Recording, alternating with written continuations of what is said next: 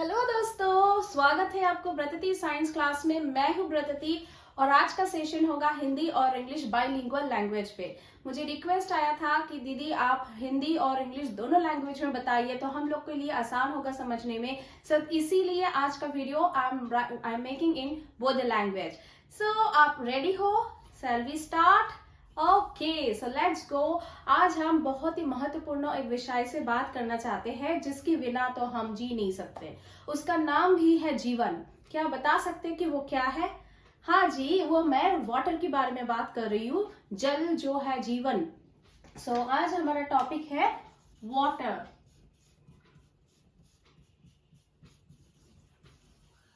आपको पता है वाटर एक सोर्स है, सोर्स ऑफ एनर्जी है, लेकिन ये है रिन्यूएबल सोर्स ऑफ एनर्जी, क्योंकि पानी आते हैं, बारिश होते हैं और नीचे सीपेज होके ग्राउंड वाटर बन जाते हैं। वही वाटर हम फिर से वेल और ट्यूबवेल के द्वारा निकाल के पी सकते हैं।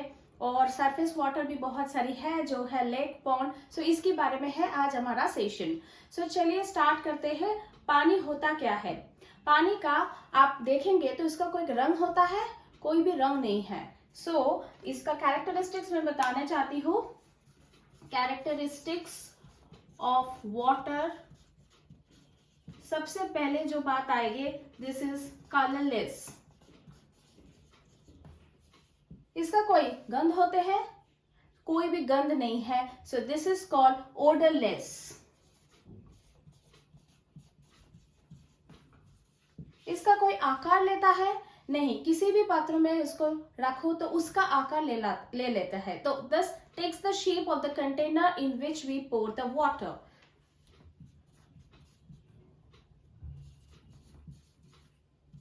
It doesn't have any shape. It takes the shape of container where we pour them. तो ये है कैरेक्टरिस्टिक्स ऑफ वाटर, राइट दोस्तों। अभी ये जो पानी है, जो रिन्यूएबल सोर्स ऑफ वाटर बोल रहे हैं, जो रिन्यूएबल सोर्स है, क्यों बोल रहे हैं हम? जो भी ये रिन्यूएबल सोर्स का मतलब क्या है? खत्म होने से फिर आ जाता है, राइट। और non renewable source of energy वो होता है जो खत्म होने से दूसरी बार नहीं आता है। हम पानी को बहुत गर्व के साथ बोलते हैं कि रिन्यूएबल है, क्योंकि बारिश तो होते ही रहते हैं और बारिश से पानी आता है। बट हम लोग जो कर रहे हैं ना, हम लोग जो ह्यूमंस जो कर रहे हैं, ज्यादा व्यवहार कर रहे हैं। We are explicit the water. कैसे कर रहे हैं? जैसे कि बच्चे, छोटे बच्चे कैसे करते हैं? ब्रश कर रहे हैं, नल की पानी खुला है, खुला छोड़ के ब्रश कर रहे हैं, और क्या क्या पता नहीं इमेजिनेशन की दुनिया में चले जाते हैं। तो वो जो नल के पानी जा रहे हैं वो वेस्ट हो जा रहे हैं, राइट। वो पानी फिर से नीचे चले जा रहे हैं, बिना यूज के वो पानी वेस्ट हो जा रहे हैं। तो वेस्ट करना बंद करना चाहिए। हम एक बकेट पानी लेके नहा सकते हैं, लेकिन हम शावर ऑन करते हैं और शावर के नीचे तैरा के कितना कितना इमेजिनेशन की दुनिया पे चले जाते हैं। सो वो है what we are doing, we are wasting our source of energy, और जो है पानी। देन हम क्या करते हैं? कार को वॉश करते हैं। सो कार को भी हम होश पाइप से कर सकते हैं ना। उसके लिए बकेट भर पानी डालने से पहले होश पाइप से पूरा क्लीन कर लो। कार भी क्लीन, आपका वेस्ट ऑफ वाटर भी प्रोटेक्ट हो जाए, मतलब सेव हो जाएगा, वाटर भी सेव हो जाएगा। सो ये सब की वजह से, और ये नॉट ओनली दिस, आप सोचो ग्राउंड वाटर में बार बार जो बोल रही हूँ होता क्या है? ग्राउंड वाटर का मतलब है जो पानी बारिश से गिरता है वो पानी सीपेज, मतलब इनफिल्ट्रेशन, वो ग्राउंड के अंदर सीपेज होके अंदर चले जाते हैं, जिस प्रोसेस को बोलते हैं इनफिल्ट्रेशन। सो चलिए हम थोड़ा ग्राउंड वाटर के बारे में बात करते हैं, और ये पानी क्यों अपना महत्वपूर्ण है और इसको प्रोटेक्ट करना जरूरी है उसके बारे में भी बात करते हैं। सो उससे पहले आप देख लीजिए पानी है कितना। आपको पता है ये जो हमारा अर्थ है, इसको हम बोलते हैं नीला प्लैनेट, राइट, ब्लू प्लैनेट। क्यों इसका नाम ब्लू प्लैनेट दिया गया है? 71% of the earth is filled with water, right. 71% पानी है और बाकी 29% है लैंड। इसीलिए इसको नीला ग्रह और नीला प्लैनेट बोला जाता है। सो अभी ये जो 71% है, आप सोचो ये एक बकेट है और ये बकेट है 20 लीटर्स का बकेट, ठीक है। इसमें जितना पानी है वो है हमारा ये 71% टोटल वाटर, ठीक है। ये जो 71% टोटल वाटर है, इसमें है समुद्र की पानी और इसमें है फ्रेश वाटर भी। मतलब सलाइन वाटर क्या होता है, ये जो समुद्र का इतना सारी पानी रहता है, हाँ। तो कभी बीच में जब गए आप समुद्र में तैर रहे हो तो थोड़ा टेस्ट करके भी देखो, और आपने कर लिया तो कमेंट सेक्शन में बताओ कि उसका टेस्ट होता क्या है। समुद्र का पानी का टेस्ट होता है बहुत सलाइन, मतलब नमक, बहुत ज्यादा नमक होते हैं, वो पानी पीने का लायक नहीं है। सो इतना जो समुद्र है, इतना ओशन है, सीज है, उसका पानी तो हम पी नहीं सकते।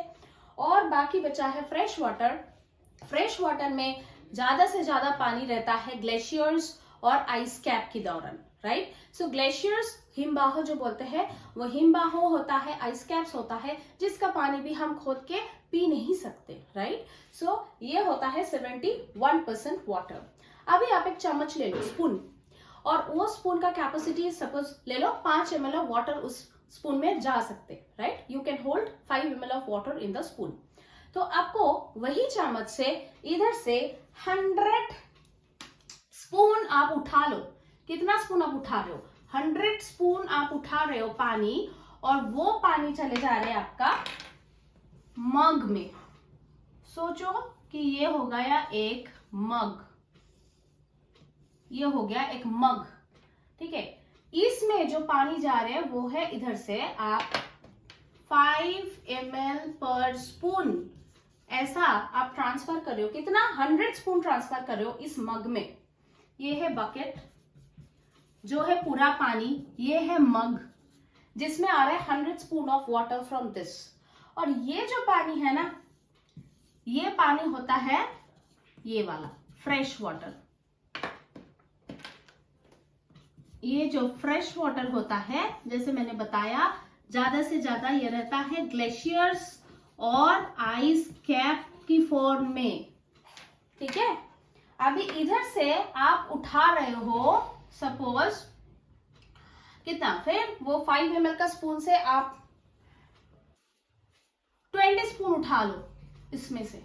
अभी 20 स्पून उठा के आप इसको ले लिया एक ग्लास में, ठीक है, एक टम्बलर और ग्लास में ले लिया। और ये जो ग्लास है, ये ग्लास जो रिप्रेजेंट कर रहा है 20 स्पून आप इसमें डाला, और ये 20 स्पून डालने के बाद 20 स्पून इधर पे आ रहा है, इधर से ये मग से आ रहा है, मग से 20 स्पून आप इसमें ट्रांसफर कर रहे हो। ये जो पानी है ये होता है हमारा ग्राउंड वाटर, ठीक है, ये होता है ग्राउंड वाटर। अभी इसमें से आप एक स्पून भर के पानी ले लो, दैट इज की 5 ml, और वो जो स्पैचुला या स्पून में आप पानी उठा रहे हो ना इसमें, तो वो है suppose 1 spoon of water, 1 spoonful of water.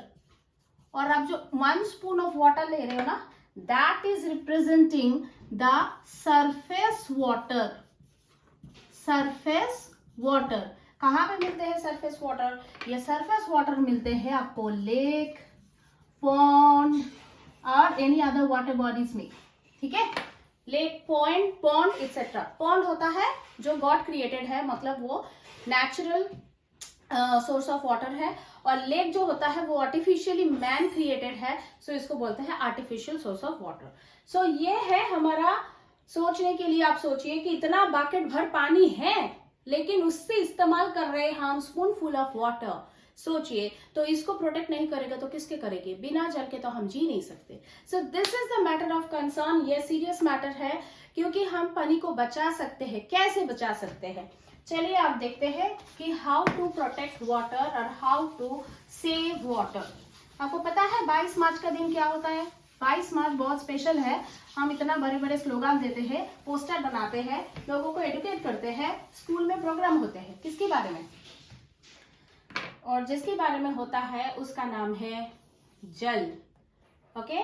और 22 मार्च को होता है, 22 मार्च को होता है world water day. World water day माने मतलब कंजर्व करो, वाटर को कंजर्व करो, प्रोटेक्ट करो, सेव करो। बूंद बूंद का पानी, एक एक बूंद में एक एक जीवन रहता है। सो ये सब स्लोगन पोस्टर के लिए नहीं है, दूसरों को ये अप्लाई करना है रियल लाइफ पे।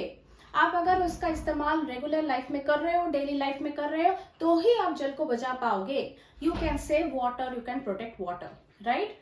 सो इसके लिए वाटर, वर्ल्ड वाटर डे मतलब वाटर को कंजर्वेशन करना है। We need to conserve or protect water, save water, ठीक है। तो कैसे प्रोटेक्ट कर सकते हैं, क्या हो रहा है, क्यों हो रहा है, ये डिप्लीशन जो हो रहा है। सो हम अब लिखेंगे रीजन ऑफ डिप्लीशन, मतलब खत्म हो जा रहे, डिप्लीशन ऑफ वाटर क्यों हो रहे, हम थोड़ा डिस्कस करते हैं। जैसे कि एक बात बताओ, ये जो फार्मर्स लोग हैं एग्रीकल्चर के लिए खेती में पानी डालते हैं, कहाँ से लाते हैं, वो ग्राउंड वाटर से पंप करके ग्राउंड वाटर को खींचते हैं, है ना। सो अगर किसी साल सोचो कि रेन, बारिश कम हुआ है, ड्रॉट हो गया है, सो अगर रेन कम हुआ तो पानी कम है और फार्मर्स का दिमाग पे हाथ कि पानी कैसे लाएंगे। सो कैसे खींच रहे, वो ग्राउंड वाटर को खींच रहे। सो इसका मतलब है फॉर एग्रीकल्चरल पर्पस ज्यादा से ज्यादा ग्राउंड वाटर का इस्तेमाल हो रहे हैं। नेक्स्ट, जो कंस्ट्रक्शन साइट्स हो रहा है, बिल्डिंग बन रहा है, फैक्ट्रीज बन रहे हैं, ऑफिस बन रहा है, पानी कहाँ से आ रहे हैं, ये जो सीमेंट वाली का इसका जो लगाते हैं ना ईंट के ऊपर, तो उसके लिए भी आपको चाहिए पानी, मिक्सिंग के लिए पानी चाहिए। तो वो पानी कहाँ से लाते हैं, दे उसको खोदते हैं और ग्राउंड को खोद के वो नीचे जाके वो बोरवेल का पानी लाते हैं। That is for construction site. Construction site में पानी का इस्तेमाल होता है, ठीक है। नंबर 3, जो इतना बिल्डिंग बन रहा है, ये जो इंडस्ट्रीज बन रहा है, फैक्ट्रीज बन रहा है, तो इसके लिए भी ज्यादा से ज्यादा पानी का इस्तेमाल हो रहा है, राइट। कुछ बनाना है तो पानी के सिवा तो हम कुछ सोच ही नहीं रहा है, कुछ बन रहा है। सो ये रहा आपका फैक्ट्रीज और यू कैन से इंडस्ट्रीज जो बन रहे हैं, राइट। सो एग्रीकल्चरल, कंस्ट्रक्शन, फैक्ट्रीज और इंडस्ट्रीज, ये सब कुछ तो कारण है।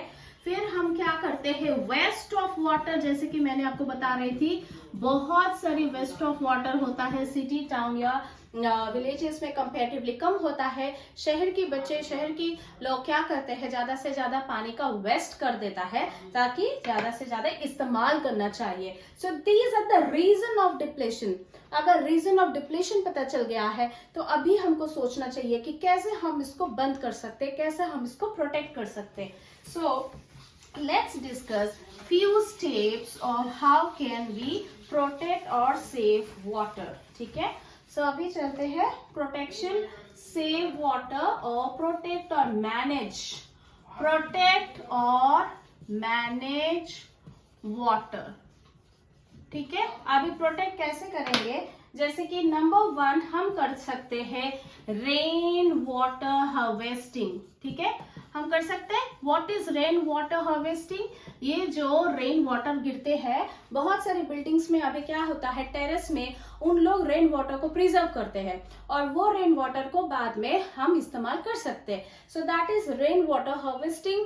बकेट भर की पानी बाहर रख दो, ज्यादा से ज्यादा बारिश हो रहा है, एक बकेट पानी आपका भर गया, उसी पानी से आप कार को धो लो, वॉश कर लो, कुछ भी आपको क्लीनिंग वॉशिंग की जरूरत पड़े तो क्लीनिंग यूटेंसिल्स और उसका इस्तेमाल कर लो। सो रेन वाटर हार्वेस्टिंग होता है एक टाइप का, जैसे कि आप इसको प्रोटेक्ट कर सकते हो। एग्रीकल्चरल में आप ड्रिप इरिगेशन फॉलो करो।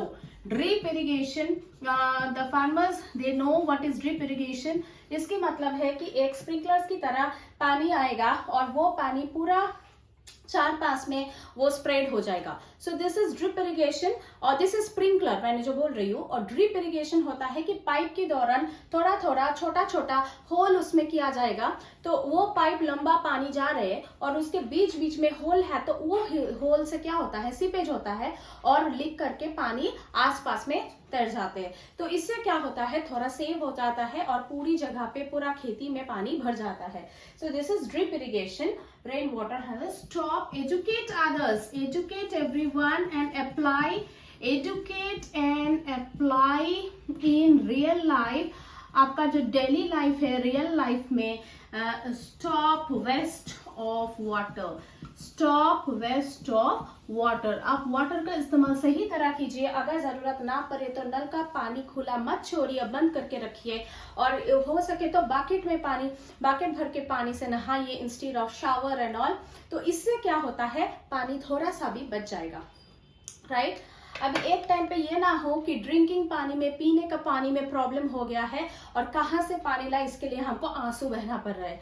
सो we don't want to see that in the future, right. तो इसीलिए प्रोटेक्ट आज से करो, अभी से करो, सो फिर इसका रिजल्ट फ्यूचर में हम देख सकते हैं। चलिए, तो ये रहा पानी। पानी का कैसे सेव कर सकते हैं, पानी पानी पानी पानी। चलो अभी नेक्स्ट चलते हैं, जो पानी का साइकिल होते हैं उसको बताते हैं हम, वाटर साइकिल। सो आपको पता ही होगा पहले से भी वाटर साइकिल होता क्या है। ये जो प्रोसेस है ये भाई कंटिन्यूअस प्रोसेस है, और इसके लिए ही पानी ऊपर से आता है, नीचे जाते हैं, फिर से ऊपर उठता है। होता क्या है, ये जो है ये है हमारा वाटर बॉडीज, ठीक है। वाटर बॉडीज मतलब आप लेक लो, पॉन्ड लो, सरफेस वाटर लो, मतलब ये सी ओशन भी ले लो, रिवर्स ले लो, कोई भी वाटर बॉडीज हो।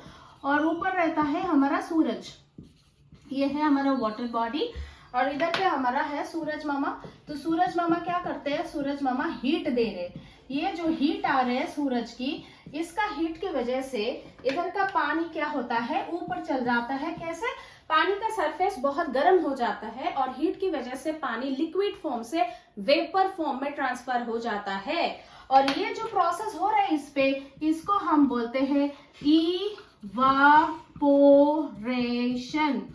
इवापोरेशन होके ये जो लिक्विड वाटर बॉडीज है, इससे हम क्या होता है, वेपर होके ऊपर चल जाता है। ऊपर क्या होता है, हीट कम होता है, और हीट कम होने की वजह से ये होता है फॉर्मेशन ऑफ क्लाउड्स।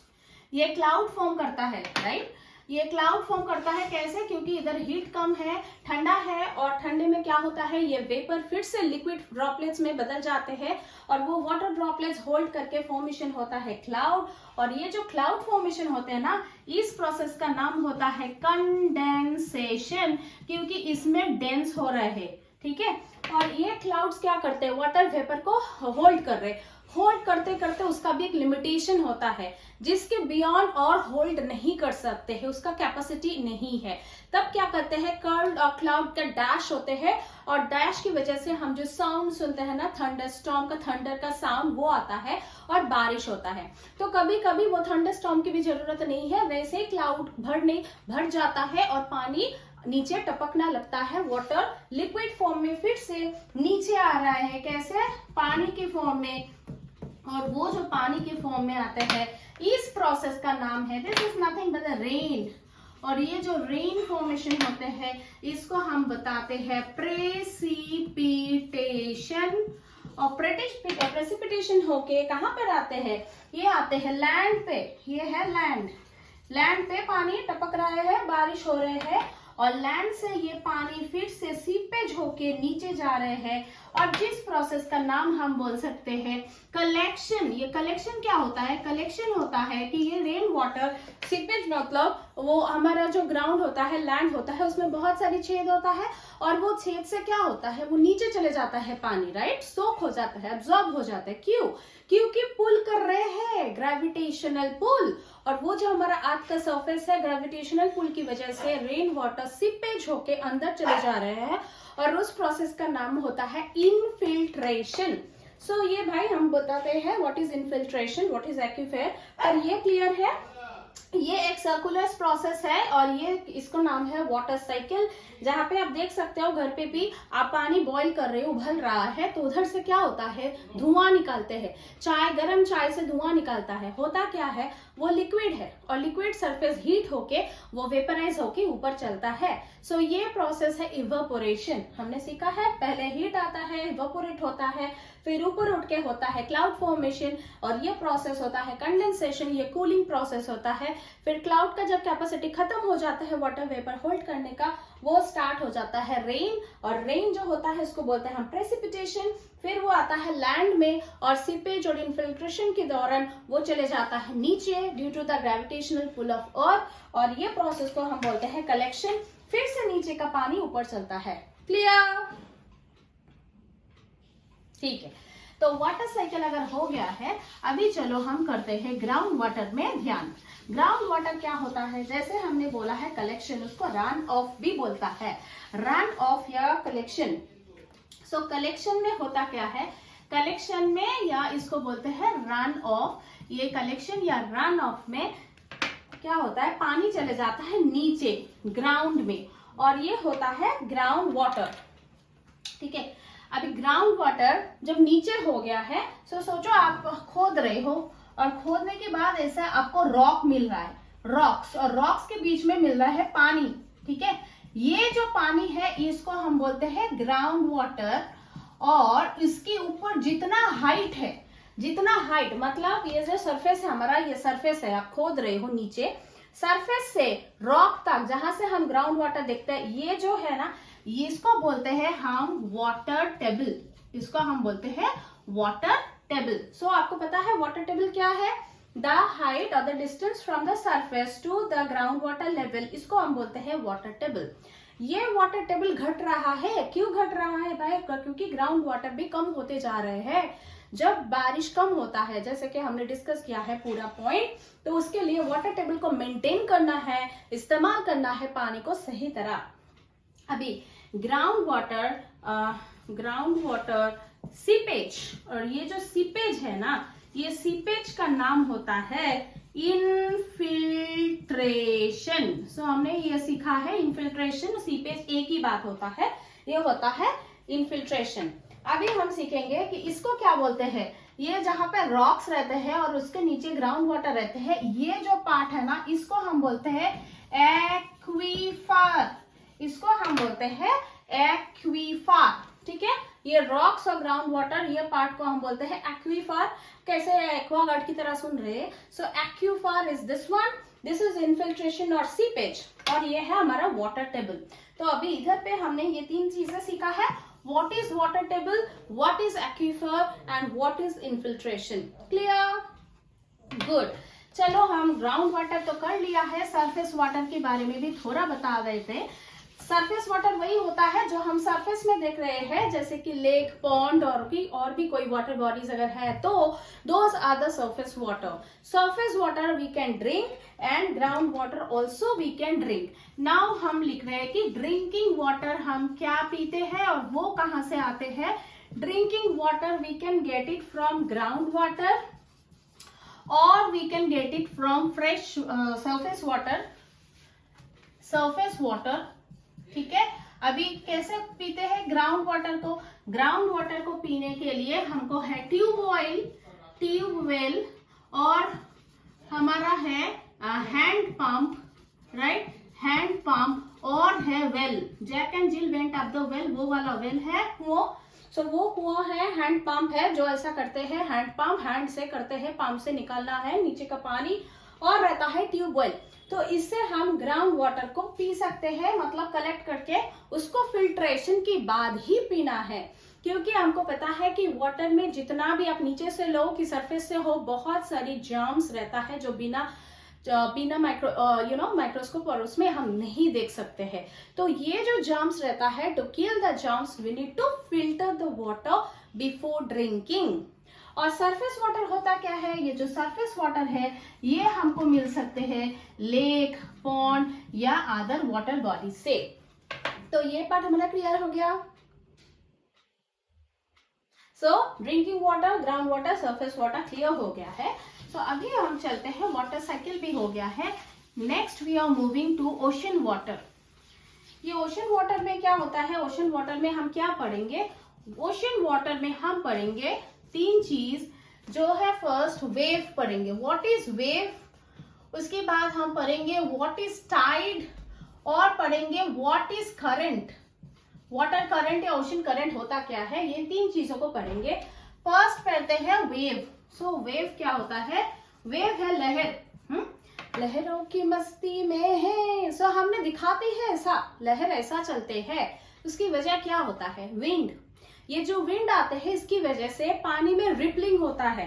आप सोचो कोई स्टोन लिया और वो पानी में, पॉन्ड में ऐसा करता है ना, हम फेंकते हैं, हम अगर कोई स्टोन फेंके तो क्या होता है, उसके साइड में हम बोलते हैं वेव, वो है रिपलिंग, वो है रिपल। ठीक है, वो रिपल क्रिएट होता है।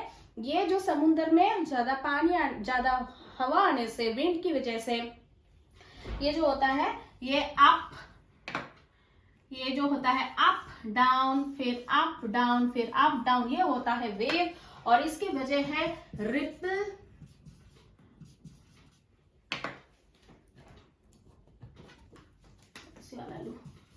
रिपलिंग और ripple in water, okay, due to wind, wind की वजह से जो वाटर में रिपल होता है उसकी वजह से वेव फॉर्म होता है, लहर फॉर्म होता है, ठीक है। रिपल क्या है वो भी मैंने बता दिया है। सो ये हो गया वेव। उसके बाद हम चलते हैं टाइड पे। टाइड क्या होता है, दिन में 2 बार टाइड होता है। जो कोई रिवर साइड रहते हैं आपको पता ही होगा कि दिन में कौन सी टाइम पे आता है हाई टाइड और कौन सी टाइम पे आता है लो टाइड। टाइड क्या होता है, now we are going to moving to tide. Tide, ये टाइड का वजह क्या होता है, इसका वजह होता है gravitational pull and centrifugal force pull. मतलब इधर हो गया हमारा सूरज, ठीक है, और ये रहा हमारा अर्थ, ठीक है, ये रहा हमारा अर्थ और ये रहा हमारा मून। मून जब इस तरह है, एक स्ट्रेट लाइन में सन, अर्थ और मून है, ठीक है, ये लिख दे रही हूं, ये है हमारा अर्थ और ये हमारा मून। तो जब सन, अर्थ और मून एक ही लाइन पे हो, जब मून दूसरी तरह हो, सन इस तरह हो, तो इसको क्या बोलते हैं, कौन सी फेज ऑफ मून होना चाहिए ऐसा आपको पता है। मून का खुद का लाइट नहीं है, वो सूरज की लाइट से रिफ्लेक्ट होके हम देख सकते हैं कि चांद का कितना सुंदर देखते हैं, कि चांद का वरी खुद का कुछ भी नहीं है, वो सन का लाइट रिफ्लेक्ट करते हैं, राइट। तो ये जो फेज है मून, इसका है न्यू मून। न्यू मून मतलब पूरा अंधेरा है, मून दिखाई नहीं देंगे। क्यों दिखाई नहीं देंगे, सन इस तरह है, मून इस तरह है, सो ये है न्यू मून फेज। और कभी भी अगर मून आ गया बीच में, ये हो गया मून, ठीक है, और ये हो गया आपका सन और ये हो गया आपका अर्थ। ऐसे में they are all in straight line, इधर से खींच रहे हैं, इधर से खींच रहे हैं। जो ग्रेविटेशनल पुल है इसकी वजह से पानी ऐसा 2 तरफ की बल्ज हो जाते हैं, इस तरह बल्ज हो जाते हैं पानी। इफ यू सी दैट, वो जो बीच है ना, बीच की तरह बहुत सारी आते हैं, बीच नहीं, समुद्र नहीं, मैं रिवर की बात कर रही हूँ, तो वो आता है लैंड की तरह, ये होता है हाई टाइड। और ये जो रहता है इसमें 2 तरह का रहता है, हाई टाइड और लो टाइड। ये जो हाई टाइड होता है इसको हम बोलते हैं स्प्रिंग टाइड। इसको क्या बोलते हैं हम, इसको हम बोलते हैं स्प्रिंग टाइड, ठीक है। स्प्रिंग टाइड क्या होता है, हाई टाइड होता है जो नॉर्मल टाइड से ज्यादा हाई होता है। क्यों होता है, क्योंकि ये ग्रेविटेशनल फोर्स और जो सन और मून ने कर रहे हैं, ये इसका भी वही है, मून और सन दोनों मिलकर इसको खींच रहे हैं, तो इस तरह ज्यादा बल्कि हो जाते हैं। और this type of tides are called the high tides और spring tide. Clear, tide clear है। अभी हम दूसरे पे चलते हैं, लो टाइड क्या होता है। लो टाइड में मून और सन का पोजीशन कुछ डायगोनली होता है। और वो कब होता है, मून का फेज आपको पता है, पहले न्यू मून होता है, फिर क्रिसेंट, वैनिंग क्रिसेंट होता है, फिर गिब्बास मून होता है, हाफ मून होता है, फिर से वैनिंग और ये होता है गिब्बास मून, फिर full moon, and then again this cycle repeats. तो first quarter of phase of the moon and third quarter of the phase of the moon, जो कि हम हाफ मून भी कहलाते हैं, कह सकते हैं, तो उसमें first and third quarter of moon में मून का पोजीशन कुछ ऐसा रहता है और सन का पोजीशन कुछ ऐसा रहता है और अर्थ का पोजीशन बीच में ऐसा रहता है, ठीक है। ऐसे में ये जब देख रहे हैं डायगोनल अट्रैक्शन होते हैं, किसके ऊपर, इसके ऊपर, ये दोनों खींच रहे हैं, ये डायगोनली खींच रहे हैं, और इसकी वजह से जो टाइड होता है वो ऊपर नीचे ऐसा टाइप का होता है। और ये जो टाइड होता है ना, इसको हम बोलते हैं लो टाइड और NEAP, नीप टाइड। और नीप टाइड की वजह से जो नॉर्मल टाइड होता है उससे भी कम लो टाइड दिखता है। सो आपको पता है टाइड क्या होता है, टाइड होता है जब pulling attraction, gravitational pull of sun and moon और द सेंट्रीफ्यूगल फोर्स भी करता है। इसमें क्या होता है, दूसरी तरफ का जो फोर्स होता है ना, मैं बोल रही हूँ ये अर्थ है, और इसकी तरह जो फोर्स काम कर रहे हैं सेंट्रीफ्यूगल फोर्स, ये बाहर की तरह ये एक अट्रैक्शन है। इसको हम बोलते हैं सेंट्रीफ्यूगल फोर्स। तो ये जो फोर्स जो है, ये दोनों फोर्स की वजह से पानी ऊपर उठते हैं और नीचे चले जाते हैं। So this are called the tide, spring tide and neap tide. So due to pulls of sun and moon. Next हम चलते हैं जो है करंट पे। वो करंट क्या होता है जिसको हम बोलते हैं ओशन करंट। ओशन करंट वो होता है, अब हम देखेंगे व्हाट इज ओशन करंट। ठीक है, ओशन करंट क्या होता है, ये है हमारा अर्थ और ये हमारा इक्वेटर 0 डिग्री, ये हमारा पोल 90 डिग्री कहलाते हैं, ये है हमारा पोल, नॉर्थ पोल साउथ पोल। तो सोचिए इक्वेटर जो है हमारा, इक्वेटर में होता क्या है, इसमें सन होता है इधर पे और सन पूरा हीट इसको दे रहे, मतलब इक्वेटर में ज्यादा से ज्यादा डायरेक्ट हीट आता है और पोल में जाता है, पोल में डायगोनली जाता है और इसमें डायरेक्ट हीट आता है सन का।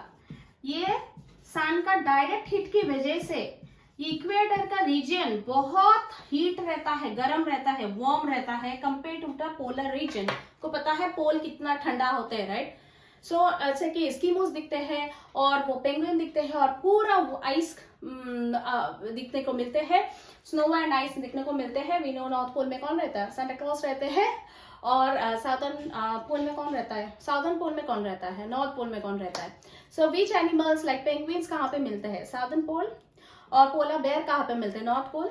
सो पोलर रीजन पे बहुत ठंड रहता है और ये इक्वेटर रीजन में बहुत गर्म रहता है। सो इधर का जो ओशन का करंट रहता है, पानी रहता है, ओशन का पानी, ये गर्म रीजन से ठंडे रीजन पे चलता है, ठीक है। और गर्म से ठंडा, सो ये लिखता हूँ हॉट और ये लिखता हूँ कोल्ड। सो ये जो हॉट से कोल्ड रीजन तक चलता है इसको बोलते हैं वार्म करंट। कहाँ पे, ग्लास डोर में वो वार्म करंट दिखते हैं। इधर पे, इधर का जो एरिया है, मतलब ये वर्ल्ड में, उधर पे आपको दिखेगा warm is current mixing with the cold current. और दूसरी तरह ये पोलर रीजन से जो ठंडा current, it's not talking about wind, we are talking about current, that is water bodies। ये जो कूल, मतलब ये कूल से जाता है, मतलब इधर से करो तो ये पोल से इधर आते हैं और इसको हम बोलते हैं कूल करंट। कूल करंट, आपको पता है जब गर्म पानी और ठंडा पानी एक साथ मिलते हैं तो होता क्या है, बहुत सारी फॉग्स नजर आते हैं, धुआं नजर आते हैं, जैसे कि आपका बबल हो रहा है, मतलब आपका बॉइलिंग वाटर है और उबल रहा है और उसके ऊपर आप ठंडा कुछ लीड देना चाहते हो तो होता क्या है, वाटर ड्रॉपलेट्स होता है, वो फॉगी हो जाता है। तो जैसे कि Labrador is the Labrador, glass rod, ये सब क्या है, ये सब प्लेसेस है जहाँ पे वे मिक्स होता है वाटर, वार्म वाटर के साथ कोल्ड वाटर मिक्सिंग होता है। वो सब एरिया बहुत फॉगी रहता है, ठीक से दिखाई नहीं देता है। मैं आपको एक इंटरेस्टिंग फैक्ट बताने वाली हूँ, दैट इज बर्मुडा ट्रायंगल, जो कि हम बोलते हैं ना, आपको सुना ही होगा। बर्मुडा ट्रायंगल में होता क्या है, जैसे कि आप जहाज या फ्लाइट्स ये सब ना मिसिंग हो जाता है, क्योंकि ये भी एक ऐसे रीजन पे पड़ते हैं जहाँ पे वार्म करंट और cool current mix with each other, बहुत फॉगी हो जाता है जाएगा और इसकी वजह से we cannot follow the radar to track the ship or the flights etc। तो ये होता है ओशन करंट। हमने सुना है, हमको जाना है, what did we learn today? So in the equator, hot place, hot to the polar region, hot to cool place, warm current flows, and in the polar region to the equator region, opposite direction, the cool current flows, and when the warm current and cool current mix on those places, they are very foggy, we cannot see clearly। One of the example like Labrador or Bermuda Triangle etc। Clear, ठीक है। तो चलिए एक interesting fact did you no में बता रहे हैं। Did you no होता क्या है, did you know is dead sea के बारे में बोलेंगे। Interesting fact, so it's a dead sea which is Israel में है और डेड सी में होता क्या है, उसके सलिनिटी, मतलब उसमें जो सलाइन है उसका ऑलमोस्ट उसका इतना डेंस है, 300 ग्राम्स पर लीटर, ऑलमोस्ट इतना डेंस है कि people won't drown in the dead sea, कभी भी कोई डूबेगा नहीं है, वो फ्लोट करेंगे, ठीक है, they can swim on the dead Sea. nobody drains, nobody drowns, okay, all can float और swim on the dead Sea. ठीक है, ये एक इंटरेस्टिंग फैक्ट आपने बताया। Last but not the least होता है हमारा सुनामी। ये क्या होता है? ये खतरनाक चीज होता है सुनामी। क्या होता है सुनामी? जब भी ओशन फ्लोर में नीचे कोई भी डिस्टर्बेंस हो, ताकि पता है हमारा ओशन फ्लोर जो है ना वो सब वोलाटाइल है, मतलब ये आगे पीछे ऊपर नीचे होता है। तो जब भी इसमें कोई डिस्टर्बेंस हो, अर्थक्वेक हो गया, लैंडस्लाइड हो गया, लैंडस्लाइड मतलब ऐसा बीच का जमीन ऐसा टूट गया, अंदर टूट के ऐसा टूट के अंदर चले गया, तो बीच का जमीन अगर टूटेगा तो होगा क्या है, आसपास में जितना भी समुद्र का पानी बोलो, जहां भी जितना भी पानी बोलो, सब रश करके वो गैप को फिल करने के भागेंगे। और इसकी वजह से उधर पे प्रेशर क्रिएट हो रहा है। प्रेशर ज्यादा पानी आके फिर से वो बैक होके वो 10 गुना से भी ज्यादा हाई पावर होके वो बीच में फिर से लटक जाएंगे, और इसको हम बोलते हैं सुनामी। कारण लावा मतलब वॉल्केनिक इरप्शन हो गया है आसपास में। जापान में इताली में बहुत सारी वॉल्केनिक माउंटेन्स भी है। तो वॉल्केनोज क्या होता है? लावा है, और वो लावा चले गए ओशन फ्लोर्स के अंदर। ओशन इतना गर्म लावा अगर ओशन फ्लोर में गए तो डिस्टर्ब हुआ है, और उसमें हो गया क्रैटर होल्स, और वो होल्स को भरने के लिए आसपास से इतना पानी आके उसको भर दिया है। सो इसका वजह से होता है सुनामी। सुनामी कैसा देखने को मिलते हैं? जो भी फिशरमैन है और जो भी बीच एरिया में रहते हैं, सबसे पहले वो देखेंगे कि बीच का पानी अंदर भाग रहा है, अंदर चले जा रहे, पानी अंदर चले जा रहे हैं, मतलब कुछ हो गया है ऑलरेडी ओशन फ्लोर में, आइदर अर्थक्वेक, लैंडस्लाइड या कुछ तो भी हुआ है, भागो। The first thing is informing others कि ऐसा कुछ हुआ है, जल्दी से जल्दी प्लेस को इवैक्यूएट करो, वैकेट करो, भागो, क्योंकि ये जब आएंगे वापस तब आपको भागने के मौका नहीं मिलेगा। यही हुआ था 2006, राइट, 26 दिसंबर 2004, 26 दिसंबर। मैं 10 साल की मैं 10th ग्रेड में थी। ओके, मैं 10वीं कक्षा में थी, और I was going to tuition in the morning. Sunday था, वो संडे मॉर्निंग में ट्यूशन के लिए जा रहा था, और मैंने देखा एक पॉन्ड था, उसका पानी इतना रिपलिंग हो रहा है ताकि वो अननेचुरल है। मैंने देखते रह गया, मैं ट्यूशन के लिए लेट हो गया। मुझे सर पूछा कि आप लेट क्यों हो? मैंने बताया कि आज पानी में मुझे कुछ अजीब सा बेचैन सी कुछ लहर रहा है, तर रहा है, कुछ हो रहा है। उसके बाद न्यूज में ऐसा आ गया है, the epicentre of this tsunami was in Sumatra. Sumatra क्या है? One of the island in Indonesia, और वो था एपिसेंटर। और भगवान करे उसका जो रेडियस था ना एपिसेंटर के, मतलब कि कहाँ पे जा रहे, कितना दूर जा रहे हैं, वो 3 किलोमीटर रेडियस से ज्यादा नहीं था। और वो जो स्पीड से आ रहा था ना, वो स्पीड भी डिक्रीज हो गया था, क्योंकि पानी का लेवल डिक्रीज हो गया था, जबकि वो आ रहा था अंडमान निकोबार और श्रीलंका की तरफ। ये जो हुआ, मतलब पानी का जो फोर्स है वो सुनामी का फोर्स डिक्रीज हो गया था, रेडियस भी 3 किलोमीटर ही था, उसके अंदर भी 10,000 से ज्यादा लोग मर गया है, उसका घर चले गया है, कितना डिवास्टेशन हुआ है हमको we are still not sure कि इतना खतरनाक हो सकते हैं। तो फिर अगर उसका स्पीड होता, उसका रेडियस थोड़ा बड़ा होता तो और क्या क्या होता। सो दिस इज सुनामी। सुनामी का कारण मैंने बता रही हूँ, सुनामी का कारण होता है earthquake, maybe earthquake in the ocean floor, or second is the landslide on the ocean floor, और होता है lava, secretion of the lava, volcanic eruption, maybe volcanic eruption. So these are the few cause of tsunami. Okay, so few cause of the tsunami. I think you also know, I don't know 2004 आप कितना साल के थे, so आप लिख सकते हैं whether you have witnessed this tsunami or not. This was the 100 साल में, 100 साल में ये सबसे ज्यादा भयावह सुनामी थे। So this is tsunami. So I hope dear viewers, आप प्लीज मुझे कमेंट सेक्शन पे बताइए कि आज का सेशन मैंने हिंदी और इंग्लिश बाइलिंगुअल लेने की कोशिश किया है, मैंने कितना दूर आपका जो एक्सपेक्टेशन था उसके मीट कर पाए ही कि नहीं। और आपका अगर वीडियो अच्छा लगे तो please like and share with your friends.